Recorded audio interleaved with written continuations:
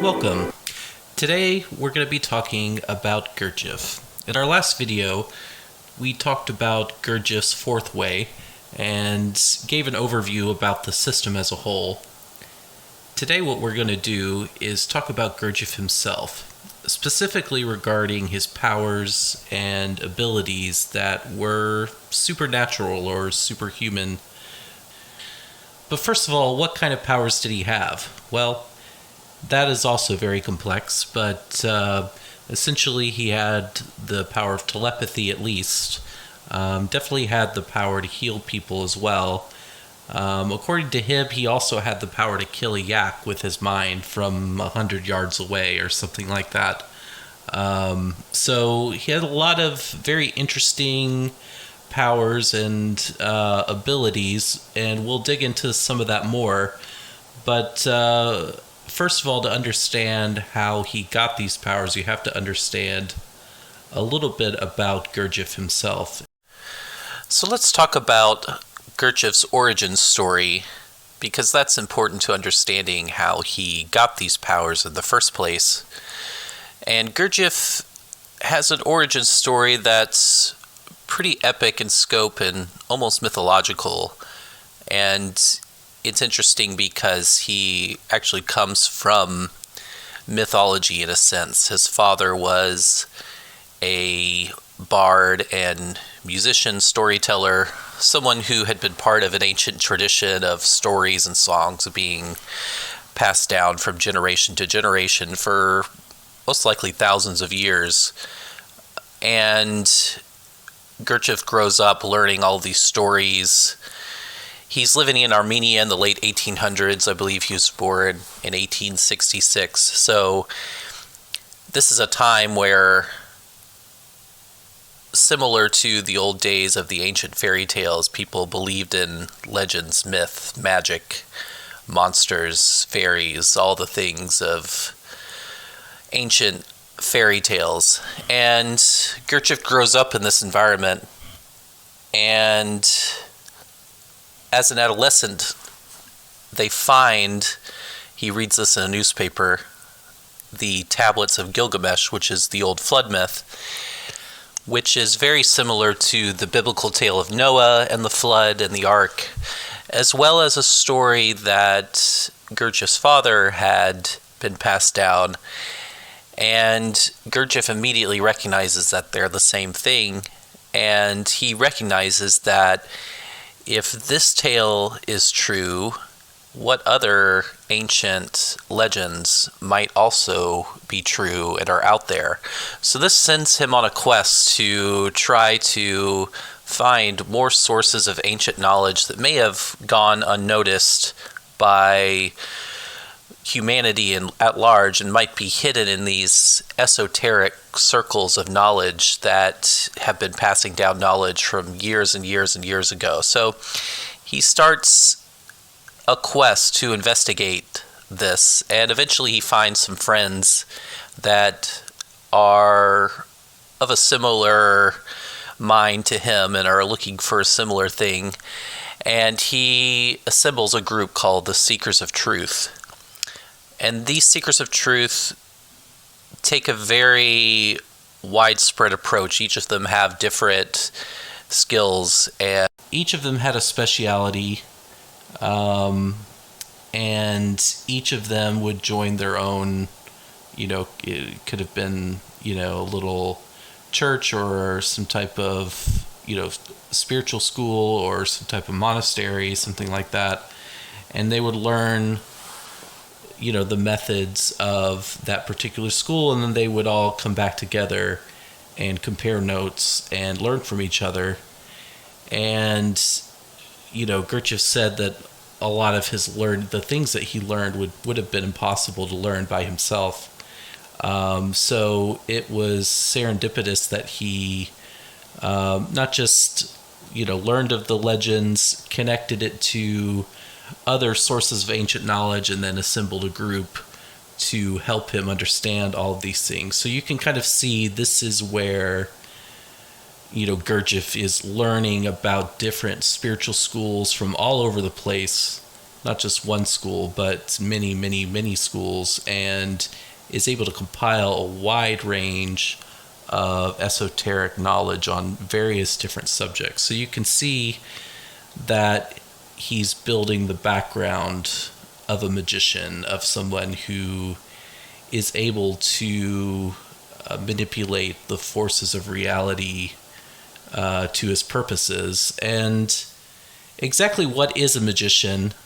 That's the next question, because, it's not necessarily as simple as, reading an incantation or making a potion. Gurdjieff had a more detailed description of what a magician actually is.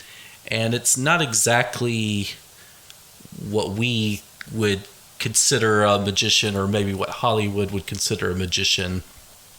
Gurdjieff defined a magician as men who understand the laws of nature and know how to use them to transform substances and also to oppose mechanical influences. So he gave Christ as an example of a magician who had this knowledge. Christ, healed people. He transformed, things into other things, like the water into wine. Gurdjieff is learning all of these different mystical systems, and he's also learning about the subconscious. He becomes a hypnotist at some point and actually makes a career out of hypnotism. He actually makes a career out of a lot of things. He's an expert mechanic and can fix just about any piece of equipment that was given to him. He would sometimes just go to random towns on his travels and set up a workshop in the middle of town and just have people bring him stuff to fix, and he would do so for a price. He would also hypnotize people. That was one of his other main sources of income. And Gurdjieff developed a very scientific understanding of hypnotism and the subconscious, and that's something where you'll see that Gurdjieff has a very masterful understanding of the human machine. That's what he would call it. But essentially, the subconscious reaction functions of others, he could play that like someone plays a piano.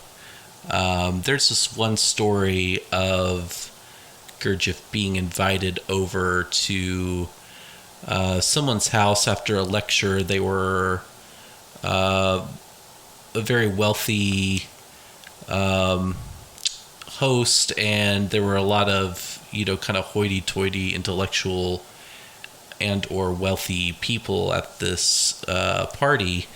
And a lot of the people around the dinner table start asking Gurdjieff questions about his system, and some of them even doubt him or are mocking him. And that's when Gurdjieff decides to turn the tables and play a little game with these people. Since they're not taking him seriously, some of them are mocking him. They don't seem to understand who he is. He essentially is able to say some dirty words and make some shocking statements and stir the pot a little bit, to the point where by the end of the party, all of the different dinner goers are, except for Gurdjieff, are having sex with each other or making out or doing inappropriate things like that. And then at some point, I think probably in the morning, they all come to their senses and they look around and they're kind of embarrassed with themselves. And then Gurdjieff basically tells them all, this was a little experiment, and it was actually a lesson, and I charge, I don't know what he charged, but we'll just say, $100 for the session, and they all gave him money and left. So he was able to kind of take a situation that they were mocking him to, he basically pushed all the right buttons, played them like machines, and taught them a lesson in consciousness, and then took payment for his lesson at the end. So that's the type of thing that he could do. But he could also be a healer, and there's some interesting stories about a couple of first-hand accounts of people who came to Gurdjieff for healing, and he gave it to them. There was a man named Peters in 1945. And Fritz Peters is someone who actually knew Gurdjieff from his childhood. He was part of Gurdjieff's recovery during his car crash. He kind of got drawn into Gurdjieff's life. He was 11 years old, and he was Gurdjieff's chair carrier, and eventually he did little errands for Gurdjieff here and there, and eventually he got interested in Gurdjieff's work and wanted to learn the system, so Gurdjieff started teaching him. Years later, he gets sent off to World War II. He's fighting, and he's pretty wrecked, just emotionally and physically after the war is over. In 1945, he is in a state of shock and shattered nerves, and he's, probably got some other diseases. He's very ragged and probably has PTSD and a number of other syndromes.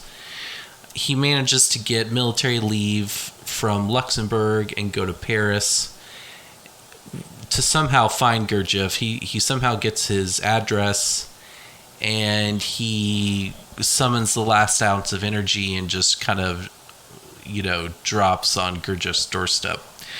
And Gurdjieff gets him inside and gets him a cup of coffee or tea, and the man said that he began to feel a strange rising of energy within himself, and it was as if a violent electric blue light emanated from Gurdjieff and entered into this man.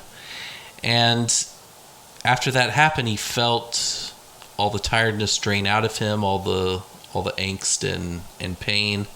It was gone, and Gurdjieff was slumped and tired, and he leaves the room for about 15 minutes and then comes back re-energized. And so Gurdjieff essentially is taking some of his energy and pouring it into this person and healing him. There's also a second example of this happening. Another guy by the name of J.G. Bennett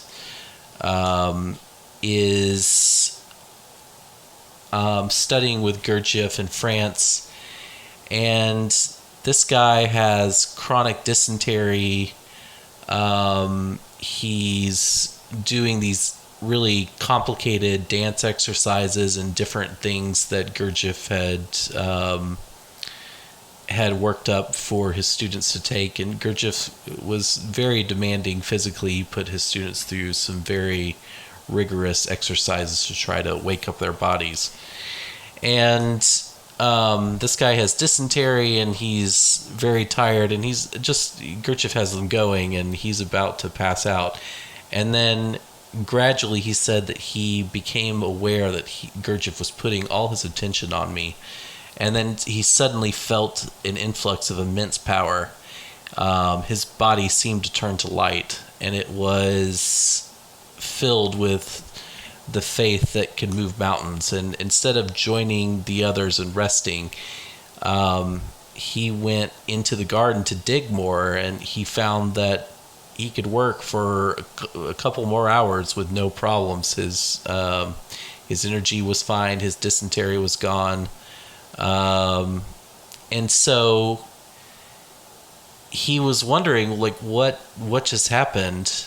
And he wanders into the forest later that night and finds Gurdjieff, and essentially he tells them that there's something called a great reservoir or accumulator, and this reservoir has no limits. Those who can draw upon it can be a means of helping others.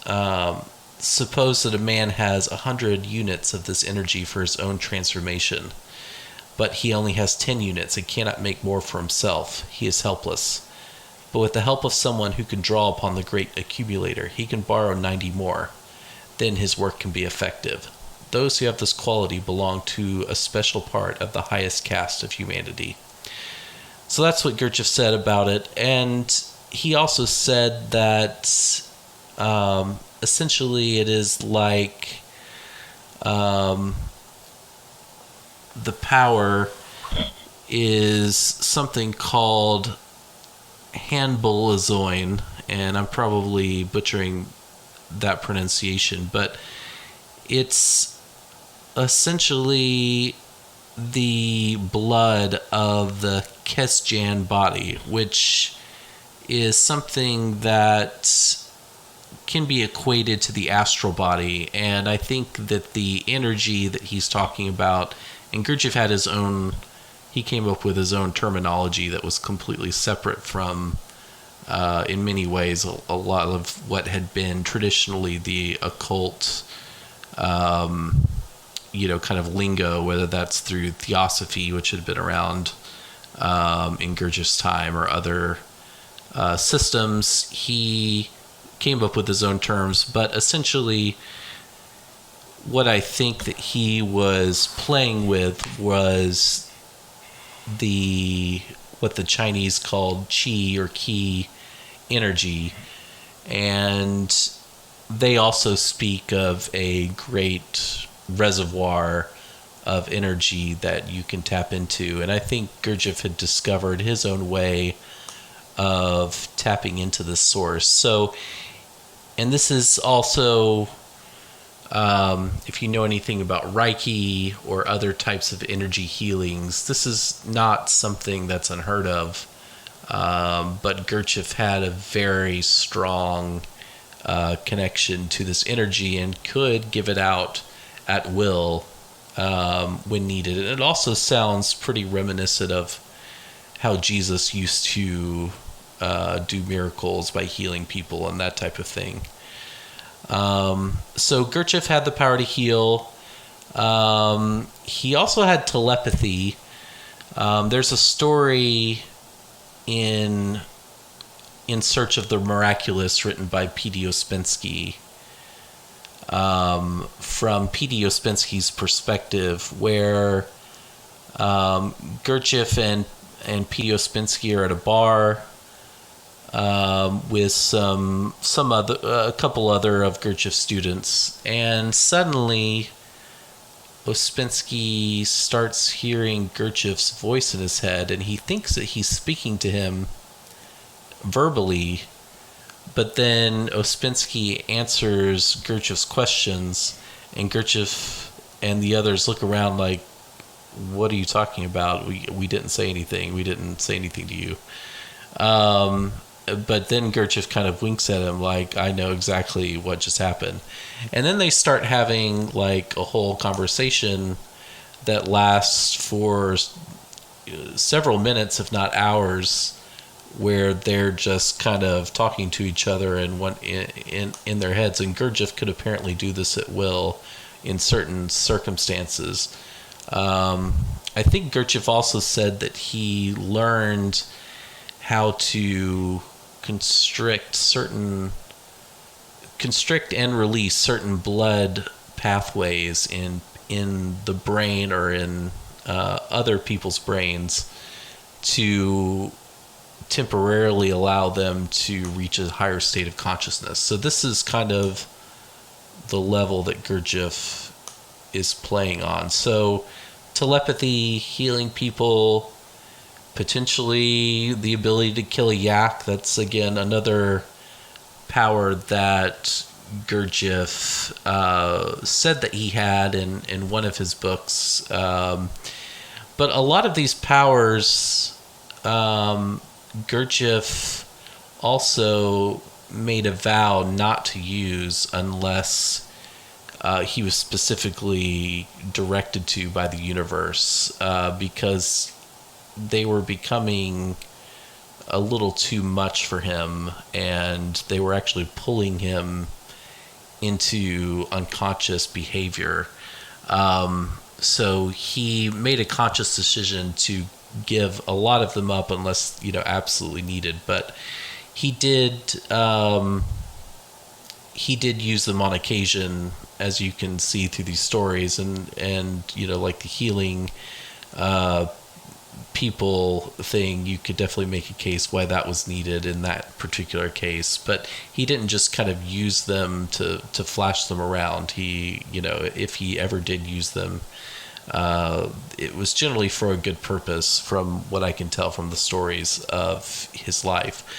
And, another example of this as well is Gurdjieff apparently liked to drive cars. Cars were relatively new back in the, early to mid 1900s, and he would drive them very fast. He was in 1 or 2 car accidents, but each time he healed miraculously quickly. It's as if, the people around him said that he just had a tremendous amount of control over his body, and that included the healing functions of his body, which he could apparently speed up. And he recovered from a very, very bad car accident in days, which should have taken someone weeks, if not a year, to recover fully from. He did it within a very short period of time. So you can see that Gurdjieff has abilities that aren't exactly standard human abilities. He had developed his energy system to, essentially take in a larger amount of energy from this, what he called the grand accumulator. There's a similar story, if you're familiar with someone called the Magnus of Java. This person is on YouTube, and I'll show just a small clip of it here, but you can see that this person is actually setting something on fire with his chi power that he has stored. So you see, this energy can be used for a variety of purposes. It can be used to heal. It can be used to set things on fire. And one last power, I guess you could call it, that I would like to mention before we close is Gurdjieff seemed to have a power of transformation, that he could almost change forms literally into something that looked and felt completely different. And he could disguise himself as different characters, or show himself as, like, there was this one famous example of Gurdjieff and his students. He's going on a trip by himself. Gurdjieff gets on the train, waves to his students, and as the train is pulling out,